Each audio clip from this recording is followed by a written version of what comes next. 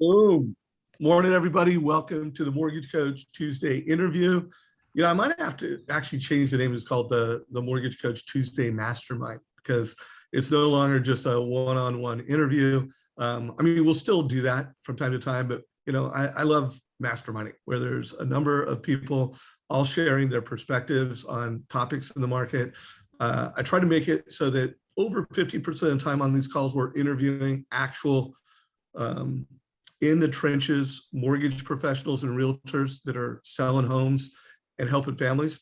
But I try to make it so that we're bringing in authors and leaders and people that I just think are some of the smartest, most important people in the industry. And today, as our special guest, we have David Childers. What's up, David? Hey, good to be on. And I love watching the Tuesday, calls that you do, Dave, and a big fan of Mortgage Coach. So I'm excited just to get a chance to be with all of you today. So you have an upgrade in title and responsibility now. You are, is it the president? Correct. Yeah. President of Keeping Current Matters. So that happened the end of last year, and grateful for that. And certainly for the team that, puts all of this information together. Excited about that.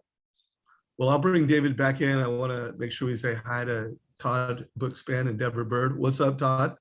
Hey, not much. Super excited to be here. I always learn so much when I hear David speak, and grateful that we had him as part of our Modern Real Estate Summits last year, and now excited to hear what his thoughts are on 2022. And of course, when we have Deborah here, we know it's going to be great.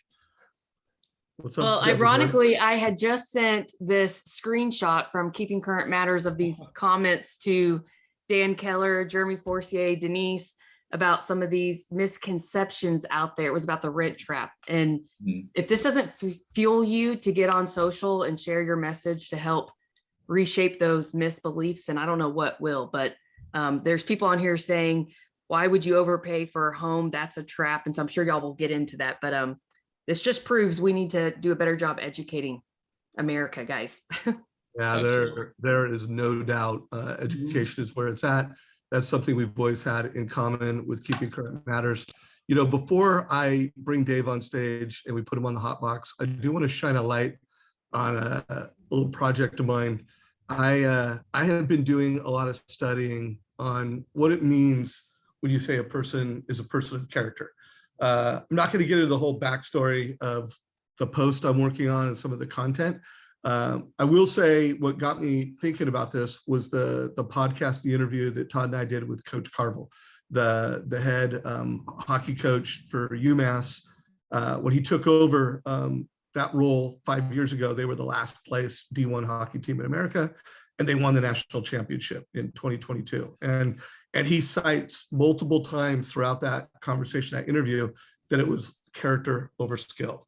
He was recruiting players that had more character than skill. Like, skill's important, but we can develop it, but character was everything.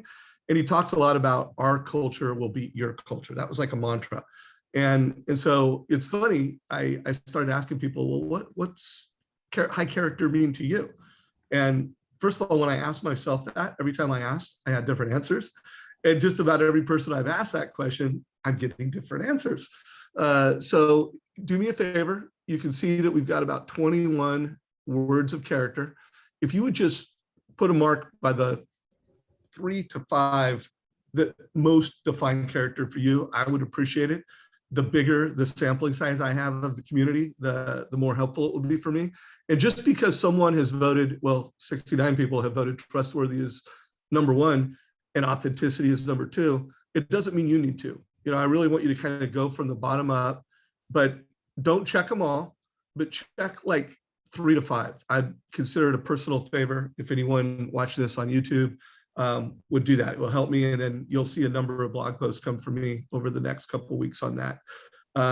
One more thing, keep an eye out for an interview that I did. I haven't exactly decided what I'm going to call it, but just about every mortgage professional, mortgage leader I know is trying to turn technology into a competitive advantage.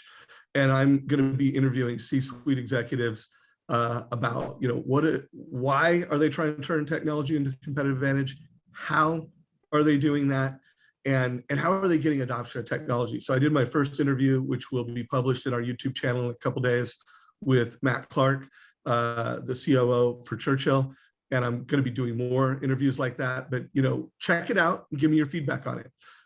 Bless you, Deborah. We saw that. Thank you. We didn't hear it though. Oh, and I have the most pathetic sneeze. All right. Well, hey, welcome back from your travels. I hope everything went well with Cindy. I'm still missing my bag. It's still in Oh California my somewhere. gosh. Yeah. That's So hilarious. no makeup. Yeah. My Well, it's not studio hilarious, equipment. but you're being So, challenged. yeah, Well, it's character accumulation, right? there you go. Well, let's bring Mr. Childers on stage. So Dave, we do have a lot of new loan officers in this community, and it seems like new loan officers and new realtors are, I think, exploding. If you could just tell everybody a little bit about what is Keeping Current Matters, you know, how many realtors subscribe to it, and, you know, what is it that you do, and then we'll get into your findings. Sure. Yeah. So Dave, like I said, it's exciting for me to be on with you today and with everybody here. And I want to say this too, just about what you said. You and I have known each other for 20 years. And I think I speak for everybody probably watching that knows you well. You are a leader with character.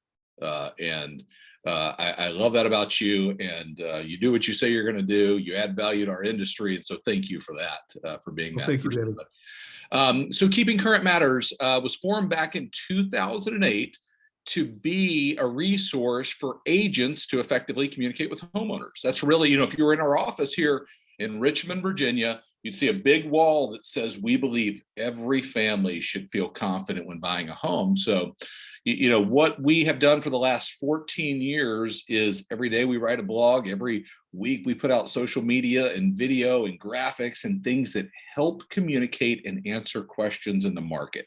And that's really our charge, you know.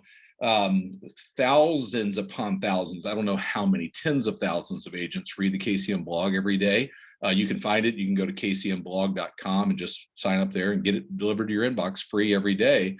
But also about 30,000 agents right now use every day our information to market to their clients. So, you know, our goal is that whether you're a loan officer and we're talking today, you're an agent, that you would be the most educated professional on these topics in your market. And what we believe is the educated agent, the educated loan officer wins, right? The one that's able to make the difference is the one that's the educator. And Dave, that's where we're so aligned. And what Mortgage Coach is doing is be the educator, is what we always want to help folks do. No doubt. So everybody just hearing that, you can see why we're so aligned, turning education into a competitive advantage so that one, you win the business, but two, you are a better professional. Right. So make sure you follow their blog. We'll put a link down below. David said that he's going to share 28 slides. So this is from their premium program, you know, where there is a membership fee. And as you heard, there's over 30,000 professionals that subscribe to that premium platform. We'll tell you how to sign up for that sometime throughout the call. But Dave, let's get into it. Let's just start with, what are the biggest topics? What are some of the biggest questions that consumers are asking? Mm-hmm. And what is some of the content that's trending most in your community? Yeah. So I think there are a lot of questions out there right now. We've been through an extremely volatile January, you know, in the interest rate environment, and certainly nobody better than Mortgage Coach loan officers to be able to articulate that. We've covered that extensively at Keeping Current Matters. Inflation, a big issue. How do you effectively communicate that? Very, very big issue. But I would say that the sort of, you know, top tier question that's starting to come up more and more and more is what's happening with home prices across this country sustainable? Are we heading towards a crash? And this is different than, you know, we did a couple of these last year and through the pandemic about, is this 2008 all over again? If you follow Keeping Current Matters, you're well, you know, versed in that. But this is a little bit different. I think everybody kind of understands, okay, this isn't 2008 all over again. We've kind of gotten through the pandemic, but with all the appreciation in homes, why would I buy a home right now if, you know, it's going to lose value? People sort of think that. And I think in our business, sometimes we go, well, gosh, why do you think that? If I wasn't in our business, I would probably think that right now. If I wasn't looking at housing information every day, you can't look at the extreme appreciation in homes and just kind of scratch your head and go, where does this all end? What is it? What happens here? So that's the number one question. And I'll share a slide here real quick to show you. This is from Realtor.com. This is a current study of consumers and agents that say, I'm worried about a bubble in the market. 3 out of 4 consumers saying they're worried. That's a big deal. Almost half the agents saying, gosh, I don't like what I see. I'm worried about that. So Dave, I think it's a topic that we need to be educated on, because there's one of 2 paths you're going to follow. The first path is like, well, we're just going to kind of see where this all ends up. Or you have a relevant market opinion based upon fact. And that's what I want to give everybody. I'll pull this down for just a second, but that's my goal today, Dave, is to give you a relevant market opinion about home prices, about supply, about demand, about affordability, about foreclosures, equity, everything that comes into this equation, so that you can be the most educated loan officer on this topic. So I'm going to push to anyone watching this, regardless of what channel, whether you're watching it live in our Facebook group, if you're watching the recording, let us know in comments, what are you worried about this? Are you, say, I am not worried at all. I'm worried a little, I'm worried a lot. Or if there's some other big topic, from a real estate and housing and mortgage perspective, I would love to know what your concerns are. So put those down below. Deborah or Todd, anything you guys want to share before David starts getting through the slides? Well, by the way, there's number 1. We got 27 left to go.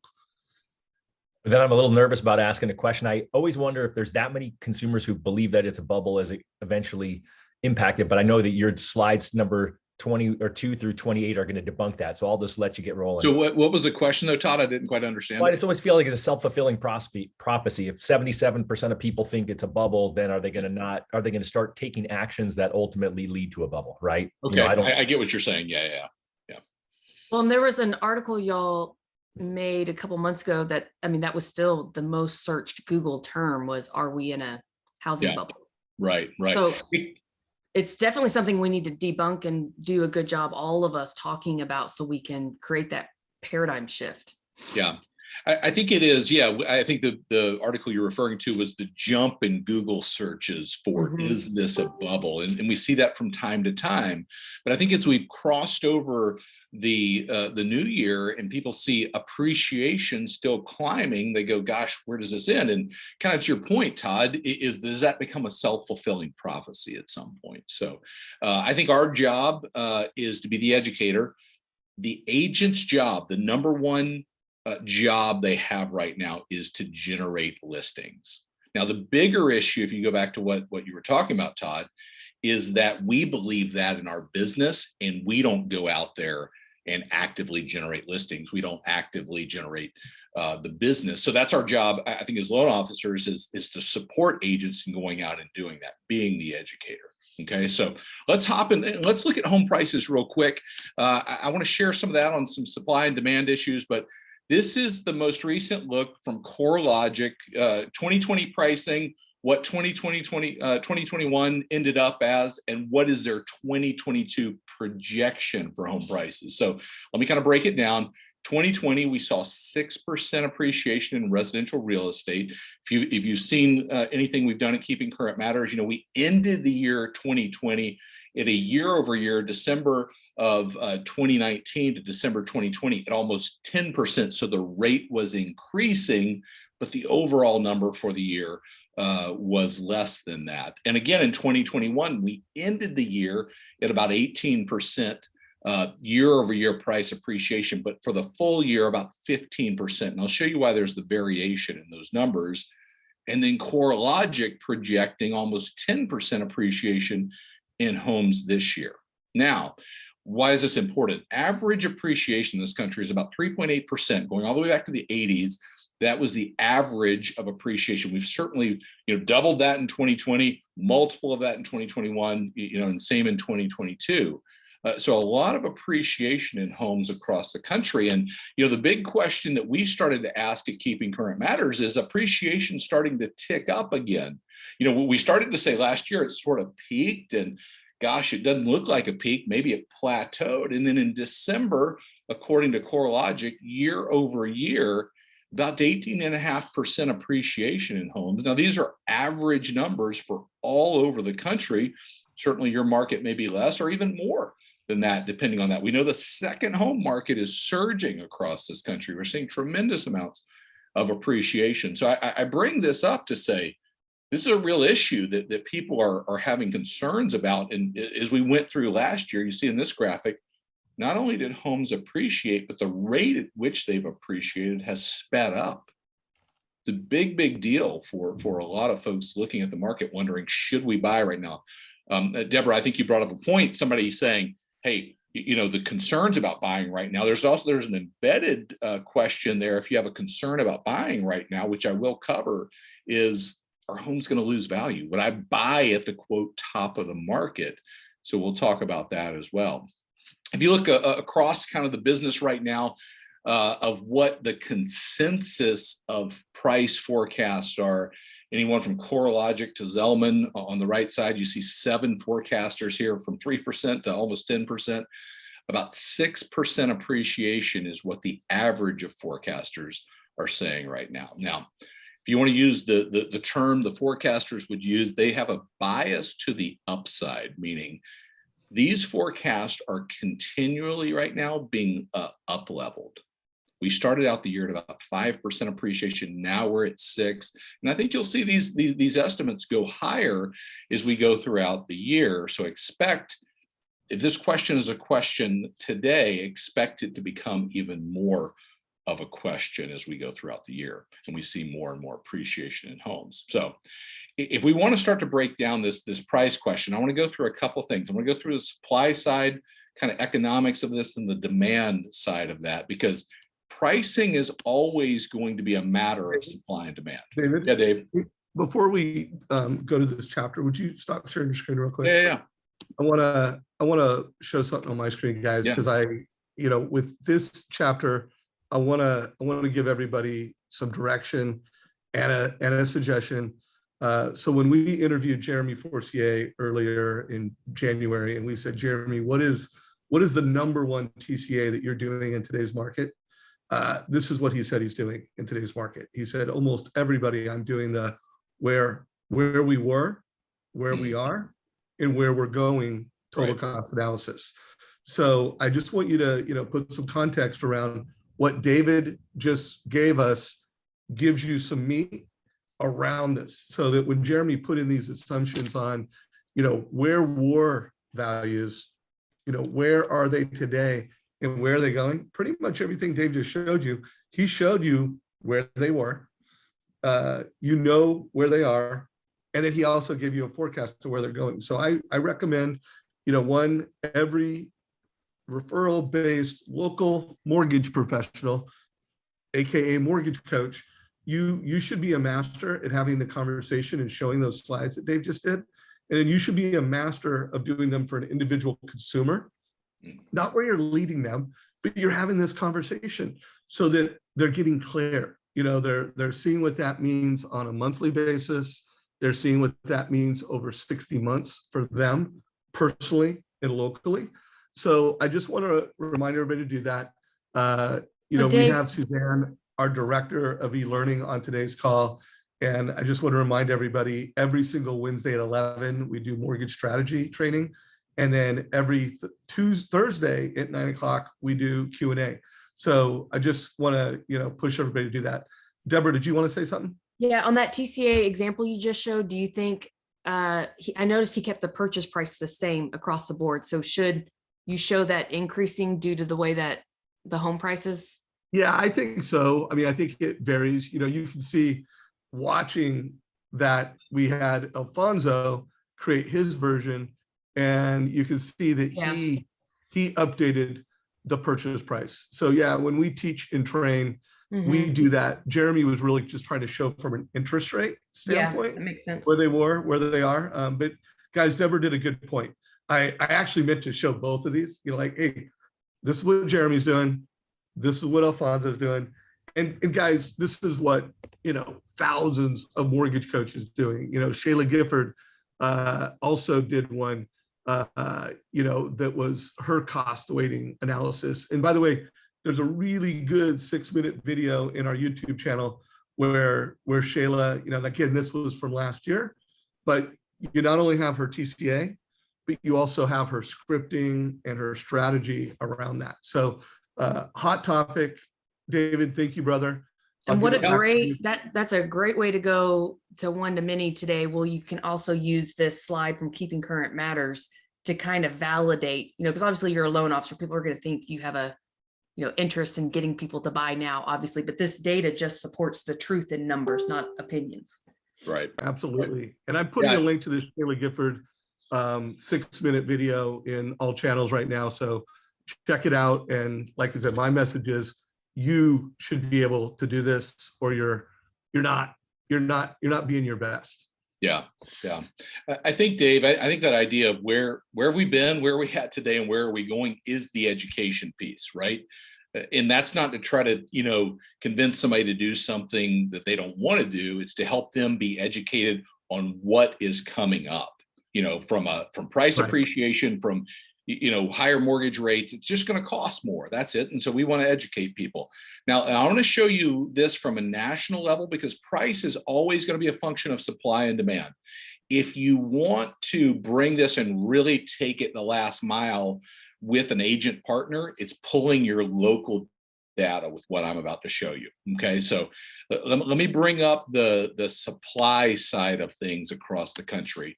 If you see that slide there, new listings have been falling like a rock since, I'm going to call it, about middle of last year. If you look at this graphic, this is new monthly listings starting out January of last year, and you see we kind of started out, peaked around June or July, and dropped off through December. Now, there are a couple things about this. One thing with the, you know, Omicron variant coming into the, you know, kind of scene in the end of December and beginning of January, a couple things are true. Probably a few people said, you know what, I don't want to bring a bunch of people through my home and list my house during this time, although I don't think it's an overwhelming majority, but likely people to say that. The other side is it has not slowed buyers down. That is one thing that we know for sure, is probably slowed a couple sellers down, but has not slowed buyers down. So what happens when you have falling inventory and you have buyers that are still coming is you end up with price appreciation. You know, if we look at this in actives, same sort of story there, kind of peaking in the fall, active listings dropping through December. Okay. What you want to do with this, and I mentioned it before, go look at your, you know, actives, pendings, new listings, January of 2021 as compared to January 2022. Get an agent partner, you know, get that information out of the MLS, look at what's happening, and be the expert in the content you're putting out there. That's really going to show you the dynamic of the market. And in a lot of places, you know, nationally, year over year, as of the end of December, we were down by about 27% in active listings in this country, again, keeping that upward pressure on prices. I always use this slide right here to show the effect of where we're at in the market. We're clearly in a seller's market where home prices appreciate. Now, there's a debate on, you know, is 6 months still the, you know, sort of neutral area in the market? Will we ever get back there? I'm not here to have that debate today. What I'm saying is where we're at is severely undersupplied in the market at about 1.8 months as of the end of December. So, you know, these are national numbers. You're going to want to pull out the local numbers to be the expert in your market with an agent maybe you're partnering with, or show them how to do that and be the resource for them. But, you know, when we think about a market crash with inventory scenarios like we have, it's just nothing like what we've seen in previous crashes. And I'll go back to 2008 and kind of 07, 08, 9, 10. This is a look at ending inventory in December, where we were knocking on the door of almost 10 months supply in 07 and 08, 7-8 months supply there in the latter 2 years. And we just don't have the inventory across the country that would lead to price deterioration. Now, what's important about this? Do you see a reason in your market that there's going to be an influx of inventory?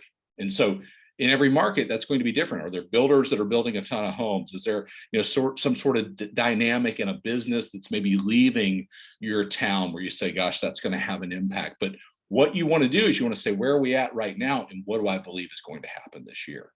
Builders aren't going to be able to build in most markets enough to be able to fill that gap. Now, I think this is important because this is the supply side. Let's talk about demand. There are a couple things that are true right now. We're severely undersupplied in homes in this country, and depending on who you look at, they can say to a degree how many million homes we are undersupplied in. But the other truth about this, and this is more of a mindset that I would encourage you in, is existing home sales just hit a 15-year record high.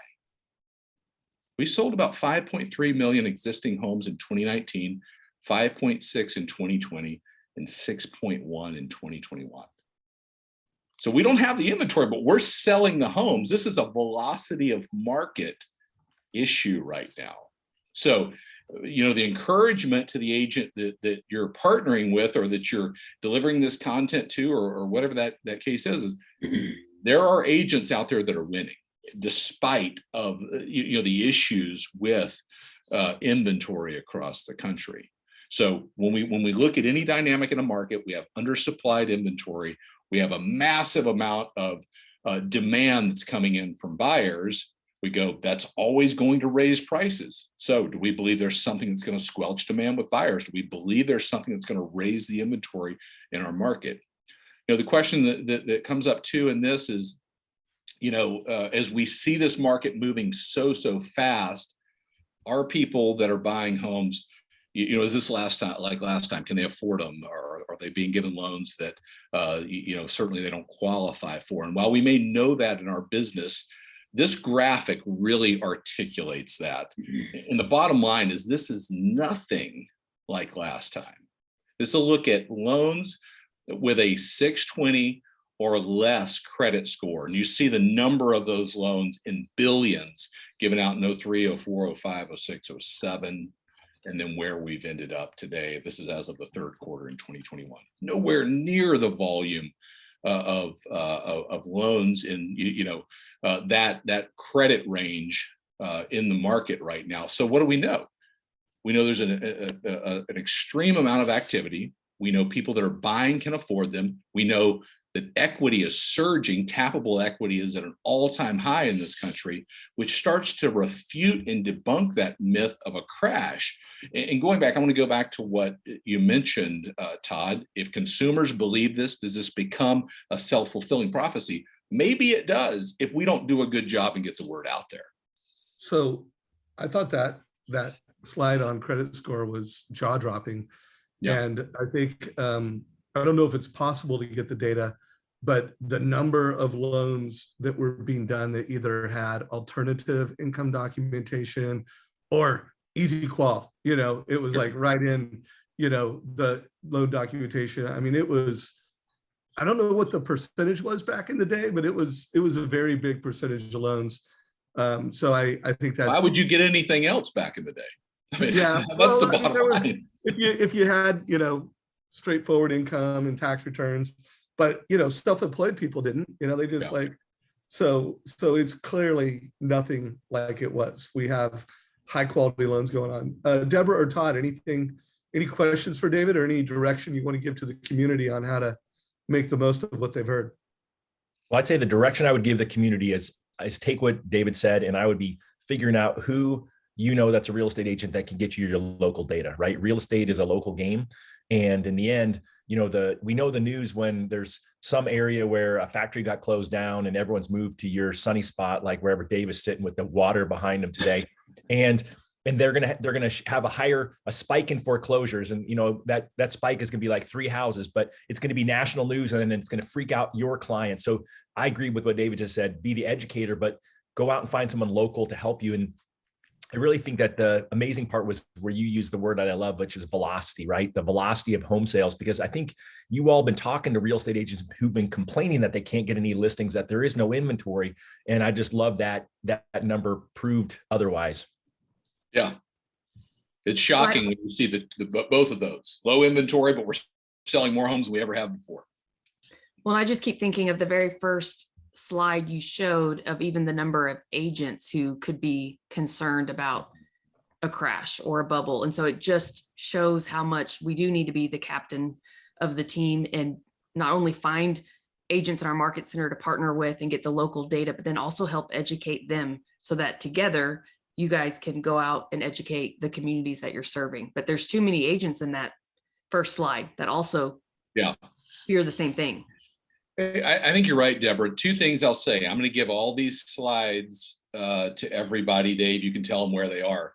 If you were to call an office right now and say, would you want me to do a webinar, meaning loan officer, for your agents about prices, this market, and whether we'll see a crash or not, I will tell you, you will have a high degree of success with those agents because it's the question they're asking.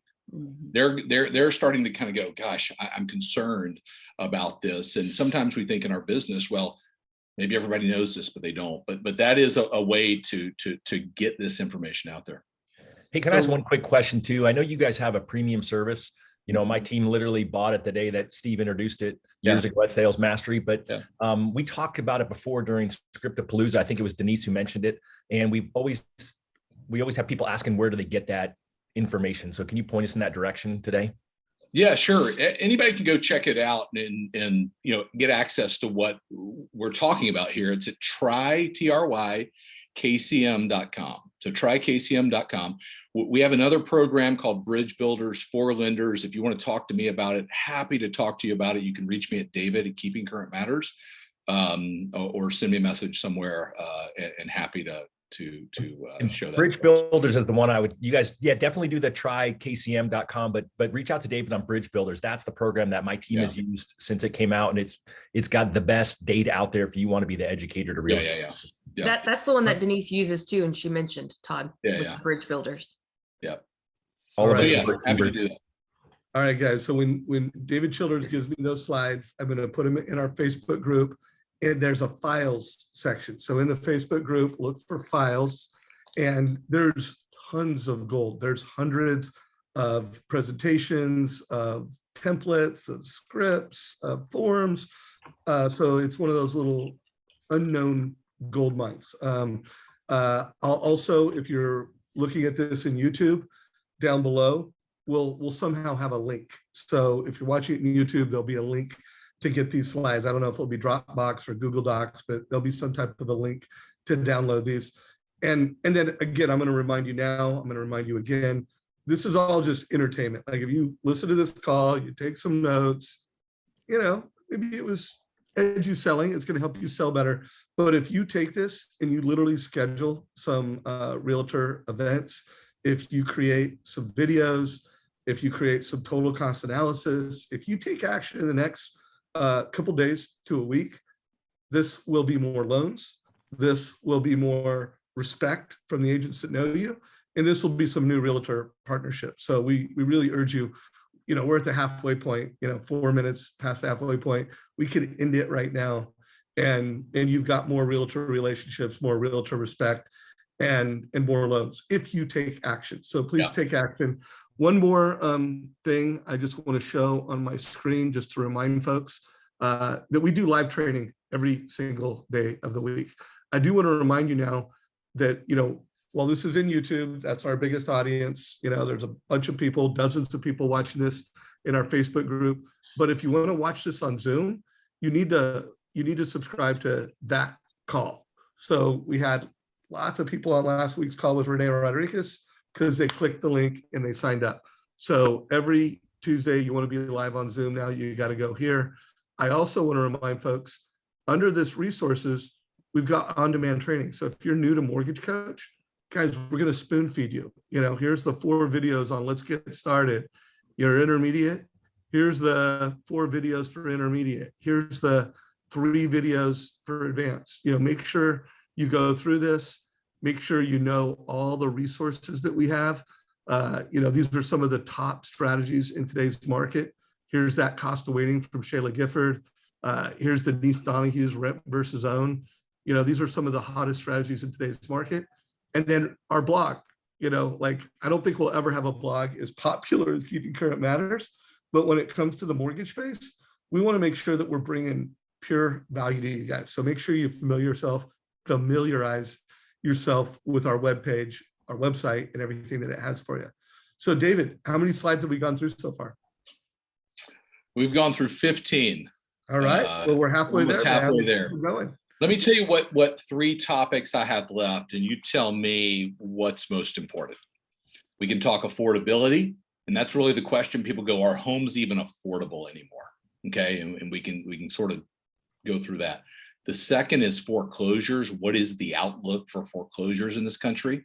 The third is equity, which, by the way, is the #1 conversation I would be having with my agents that they're having with homeowners. So here's what I want to do. I want to do, if we have time to do foreclosures, we'll do that, because that's the darkest topic. It's not a dark topic coming into this year, I'll tell you that. I know, but I'm just saying, like, equity is, let's go to equity, because I want to go to equity for 2 reasons. One, I think there's a tremendous amount of move-up buyers, people that can move up, and then there's a lot of debt consolidants. You know, when I did my interview last week with Shayla Gifford on Shayla Gifford's Realtor Playbook, she started with equity. You know, she started with, hey, move-up buyers and debt consolidants. You know, so let's do equity, and then let's do affordability, and then let's close it out with foreclosures, if you're cool with that. If we have time. I'm absolutely cool with that. Let me grab a couple of slides here. I'm going to grab these and drop them into my presentation so that we can. While he's doing that, guys, I want to remind everybody that while realtors should be your #1 priority, well, I'm going to say realtors should be your #2 priority. Your #1 priority is always your database. That is your mortgage practice. That is residual income. If you do a great job at the point of sale and do more than take an app, you deliver advice, you create a wow, and then make sure you're tracking your database, make sure you use a sales boomerang so that you know all the things that are going on in your database. So that's another just massive opportunity.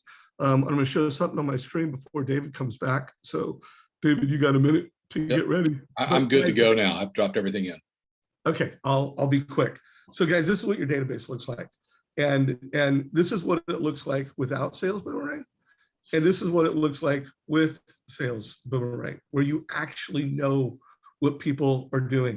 So I want to make sure that everybody in our community, your most valuable priority should be your database, your annual reviews, because not only now with a sales boomerang alert, you can put a total cost analysis, but those are all leads for, well, not all of them are leads for referrals, but a lot of them are leads to bring back to your referrals. So Dave's going to talk about equity. We'll talk about move up.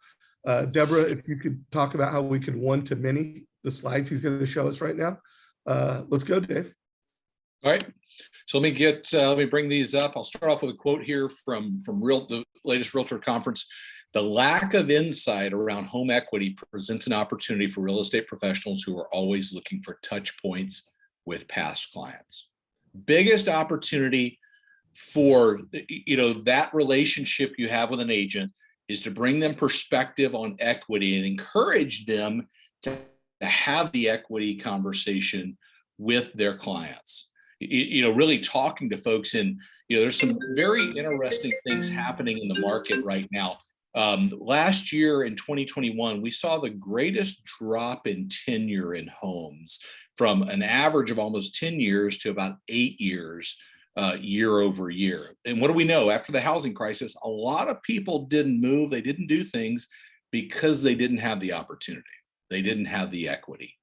There is a ton of pent-up demand out there with people that now have equity that maybe realize it, maybe don't realize it, whatever the case is, that they will take advantage of. If we look at this across the country, equity has surged. This is the latest information from CoreLogic as of the third quarter of 2021, not even through the end. We'll get that here in the next month or two or whenever that information comes out. But $56,000, almost $57,000, you see at the bottom middle of the screen, the average equity growth in the last 12 months. You could literally, and Deborah, you probably know a better way to do it than this. You could literally build a post or shoot a video or do whatever saying, did you know the average home in this country grew in value by over $57,000 last year on average? That's a $350,000 home. Some markets, that's a multiple of that. Some markets, maybe not that. You can see the state that you're in, California, 119,000. You come here, I'm in Virginia, $46,000. Tremendous amount of equity in homes across the country today. If we start to break this report down from CoreLogic, $57,000, the average gain in equity in a home, 31.1% is a percentage increase of equity that U.S. homeowners have that have a mortgage, and $3.2 trillion the year-over-year total increase in equity in this country. I mentioned tappable equity in this country, over $10 trillion right now. There's more equity in homes than ever before across the country. And we're seeing that, leveraging that equity for the move-up buyer, the downsizer, whatever the case may be, is the conversation that's getting people off the fence right now. I'll show you a couple other slides in this real quick. NAR went back and did a study on home ownership as a wealth builder.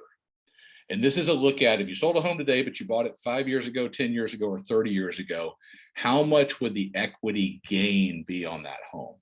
So you see, no matter the length of time, significant amounts of equity. And that's the question people always come up with is, should we buy right now? I'm concerned about, buying at the top of the market, or why would you do that when homes are so expensive?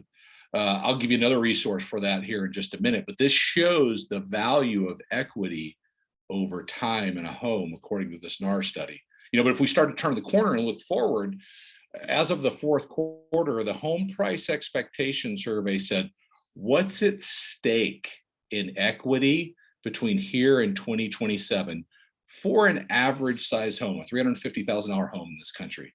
It's almost $90,000 in equity improvement between today and 2027. 5 years. I mean, it's unbelievable the amount of equity people stand to gain in homes based on appreciation.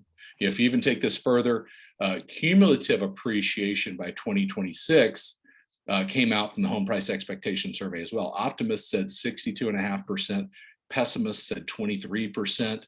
You can choose where you want to fit in on that, but a lot of appreciation in homes right now. That means more equity, which means more things a homeowner can do with it, means people that have put off selling because of whatever reason over the last 10 years, they can now do that. So super powerful topic, guys. I just want to remind you that make sure you've got alerts. Make sure that you're managing your database. This is an example of a super on point alert within the Sales Boomerang platform, where you can put in that when someone has an equity of X value and a current home value, and they have X equity, not only will you get an alert in your database, but a total cost analysis will be auto created for you. So, and now that we, have this unique partnership through LLR, we're going to be adding more, wherever there's big data in your database, we can automatically create a total cost analysis so that you have not only the alert and that there's a loan opportunity, but you've got the presentation. So if you don't have a company that has, both Mortgage Coach and Sales Boomerang, feel free to shoot me an email and I'll put you with someone. I'll connect you with someone on our team, dave@mortgagecoach.com. So Deborah, any questions or anything that you think our community should be doing with that data?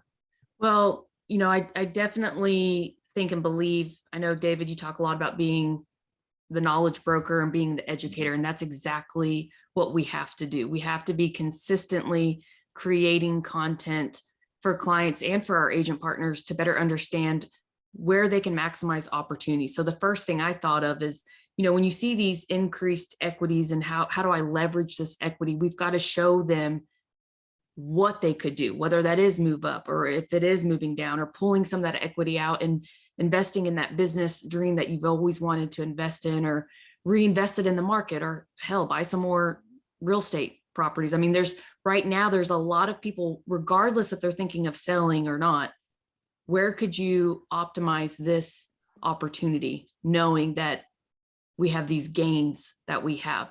But it does mean that, in fact, I just gave this talk over the weekend about social media. It doesn't mean to be louder. There's a lot of noise on social, and I think a lot of people think to combat that means just be louder. I'm teaching my clients, no, you need to be the expert and show strategy. And a lot of you tell me, I don't know how to do that. I don't know what to say. Then you need to invest in Mortgage Coach, and you need to go ahead and invest in bridge builders. And this is what's going to arm you to help you present consistent information based off truth that is going to help people trust you, and you position yourself as the expert, because the days of just being likable is no longer enough. You need to be likable and the expert. And this is how you do that. You got to study your game.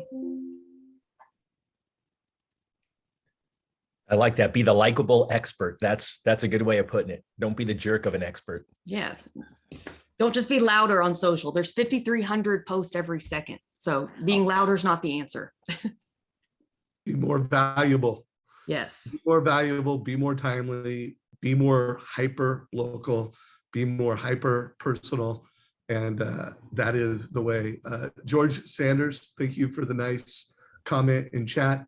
I am sure, while you said thank you to me, Suzanne, who's our director of e-learning, is the one that put it together. But George said, hey, Dave, thanks so much for the usable and easy to understand menu of training content now available through mortgagecoach.com. It's by far the easiest to use and understand of any platform out there. So, George, thank you for that. I agree with you. And we're just getting started. So anyone listening to this on any channel, if you want to learn anything within Mortgage Coach, make sure you go to our website at mortgagecoach.com and make sure you check out the resource section. Lots of amazing training content. So Todd, anything you want to add before David tries to get through at least one more of his chapters, and maybe both of them? Let's let him rip, and I'll add my action plan at the end. All right. Perfect.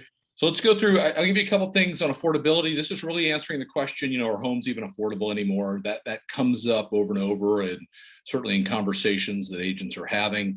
And I want to kind of draw a distinction between affordable housing, and that's typically, homes on the lower end of any market. And there's no doubt a crisis in affordable housing across the country. We don't have enough homes on the lower end. We're talking about housing affordability, what the dollar will buy. Very different conversation, but one to understand. Here would be my message if I'm you and having the conversation is homes are less affordable today, but they're not unaffordable. And we know that for a number of different reasons, but let's go back to what I said. People are buying homes. They are affordable. Now we can talk about homes on the lower end or different issues with affordability in different parts of the country, and they do exist. But when you look at what the dollar will buy, which is a function of the interest rate, the cost of homes and wages, homes are still very affordable.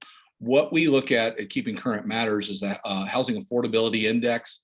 This is a look at the Housing Affordability Index going all the way back to 1990. And the way you read it is the higher the index, the more affordable a home is in this country. And this is a look at where we stand right now. The blue bar is this most current year in 2022. And what stands out to you are the orange bars there in the middle during the housing crisis when distressed properties dominated the market. And so if I was having a conversation with somebody about affordable homes, and they say, homes just aren't as affordable today, I would ask the question, as compared to when, or why do you believe that? Because when we look at affordability, sure, homes are not as affordable today as they have been over the last several years, and certainly during the housing crisis. That is a true statement of fact. But if you look at affordability at the years prior to the housing crisis, we're still much more affordable on average for homes in this country as compared to, again, the wages that are earned, the interest rates that we're at, and the price of the home. So as you see prices rising, know that those have been supported for a long time. Below interest rates, we're starting to see that climb, and wages have been growing. So affordability is not the ginormous issue that sometimes it's made out to be. Now, I don't want to minimize the issues that are there in affordable housing, and can people buy something as a first-time home buyer, because I think we do have issues there. But housing affordability is a very different picture in this country. If you look at this as well, this is a study data from the National Association of Realtors of payment to income ratio going all the way back to 2000. And where we sit today is much, much better than where we sat at the beginning of 2000.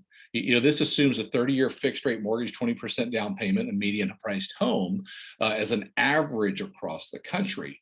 But certainly when we start to look at those, we can say, okay, the amount of information that is committed to, amount of dollars committed to a mortgage is not what it has been in the past. Certainly, the peak there in 2006, nowhere near that. And it's sort of a myth that we have to work hard to debunk in our business, because again, I'll go back to what Todd said on the front end.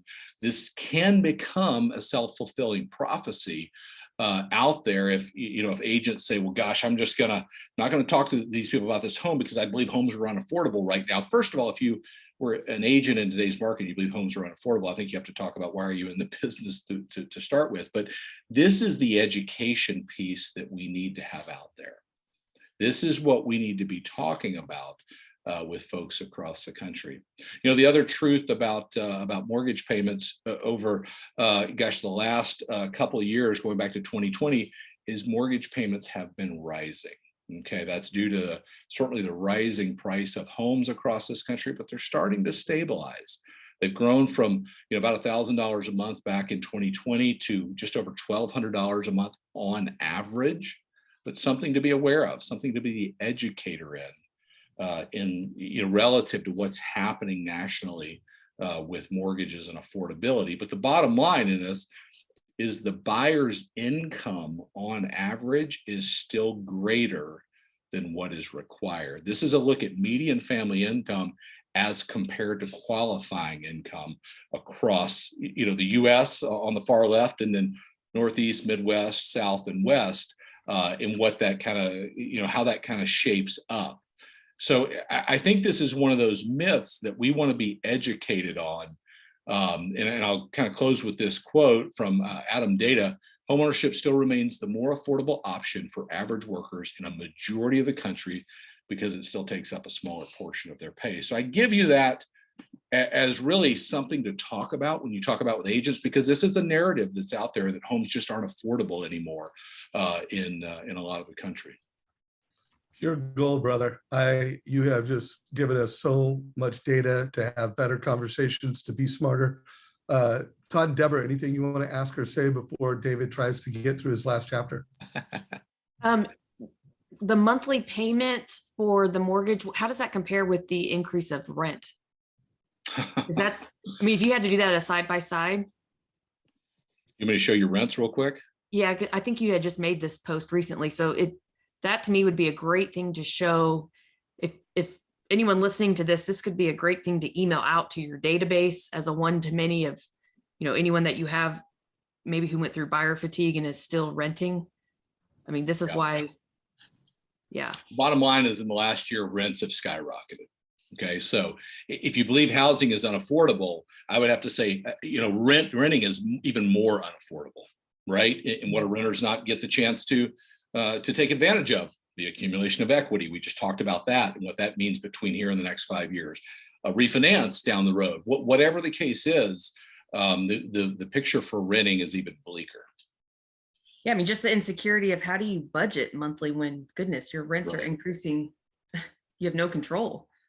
It's a great conversation to have with your clients who want to own investment property as well. And it's one of those things I always encourage new loan officers to look at. Well, first buy your own house and then look at becoming an investor yourself, because that's how you become known in the marketplace as an expert. Our team, because of the fact that I've owned rental properties for a long time, and I was happy to see, since I'm in Arizona, that they went up an average of $90,000 last year, and rents here have done just what that graph showed. It's a great conversation to be able to have out there with your real estate partners to stand out. We have teams who have preferred lenders in their office in our market who refer their investor clients to our team because we've got experience and we have the knowledge. And so I think there's an opportunity for you to build out a niche and just have something different to talk about. And so you have to be an expert though yourself first in order to be able to go out there and share that knowledge. And so this is just great information, David, that you gave, that now you as a loan officer can take out there and then look at it in your market and figure out, how you can help others become investors. And then I would absolutely encourage you to become an investor yourself. I think, we've heard so many people in this community that own rental properties, a significant amount, and how it's really impacted their lives. So it's great opportunity as well. Absolutely. So Dave, how much time do you think it will take you to knock out those foreclosure slides? I'll take 2 minutes. I'll give you the kind of skinny on that. And I'll give all these slides to you if you want these. What's happening with forbearance? First of all, it's turning into a non-issue in our business. I think everybody probably on this call knows that 4 out of 5 people coming out of forbearance either made their payments on time or they went through a workout in the bank. That's the statistic I would be using for anyone that is talking about, I'm going to wait until the foreclosures hit the market and then we're going to just snag them all. Because there are a lot of people that are thinking about that. 4 out of 5 people coming out of forbearance didn't need it. They're not in a situation where they, are in some sort of trouble. I would use CoreLogic's words, and I'll share this slide with you about what the forecast is for foreclosures this year. It says this: we may see a little bit of an uptick in foreclosure rates in 2022, just an uptick though. From an extraordinary low level, we're not expecting to see any big increase. We expect delinquency rates overall on home mortgages to actually continue to remain quite low. If you look at the picture over time of foreclosure activity, we certainly over the last couple of years through moratoriums have not seen that and don't expect to see that in the coming year. Awesome. So thank you, brother. This has been an amazing masterclass on what's happening in the market today. It was, macroeconomics from a big perspective. I do push everyone to have these slides, understand them regionally, understand them as much as you can locally, and have these conversations with realtors. From a mortgage coach perspective, I think the rent versus own analysis is something that you need to have as a companion to some of this data. The cost awaiting, where were they, where are they going? That's certainly a total cost analysis that you should be able to do. A move up total cost analysis. So make sure you come to our weekly trainings every Wednesday at 11, every Thursday at 9, and go to mortgagecoach.com for more. Deborah, any closing thoughts or questions? No, just for anyone listening to this, take action. And I also encourage you to follow the Keeping Current Matters Facebook page where David does a deep dive. I tune into that, and that's where a lot of my nuggets come from and inspiration for content. So make sure you check out his page and join those deep dives and keep learning and then executing on that knowledge. Todd, any closing thoughts or I'm going to second what Deborah just said. You just invested an hour of your time, either watching this live or on YouTube, to learn. And so now you need to take action. What can you do to educate your partners, right? I think the goal of what David gave us is find your local real estate expert who has access to the data and partner with them to get your local, hyper local data that you can share out there so that you're the market expert, and then do what Deborah teaches us every week at plugandplaysm.com, which is to get out there and share it one to many. Be the local expert, not just to your real estate partners, but also to all real estate agents and to all potential clients out there that are counting on you to be the expert, because we know that the media is going to take, when the foreclosures spike up, 2 houses in your state, they're going to make it a big deal because it's a big percentage increase because it's been so low. And you've got to be there to counter that, because the only way that we're going to keep people from pausing and not taking action is by not educating them. So this is a great opportunity for you to grow and be the expert. David, any closing thoughts from you? I can't say it any better. I mean, you're halfway there. Having the knowledge, taking action, that's what counts in this market. So any way we can help, Dave, always a pleasure to be on with you and the Mortgage Coach team. Grateful for our relationship, and love to be back and do it again soon. Can't wait to have you back. Remember, everybody watching this, subscribe, hit the subscribe button on YouTube. We're a little north of 16,000 subscribers. The goal is 20,000 by the end of the year. And make sure you're active in the Mortgage Coach Facebook group. That doesn't mean just being in it and reading, which by the way is great if you're consuming that data and getting value, but ask questions, make comments, be an active member of our community. Take care, everybody. This is a wrap. And thank you, David. All right. See you guys next Thank week you. or Friday. See y'all later.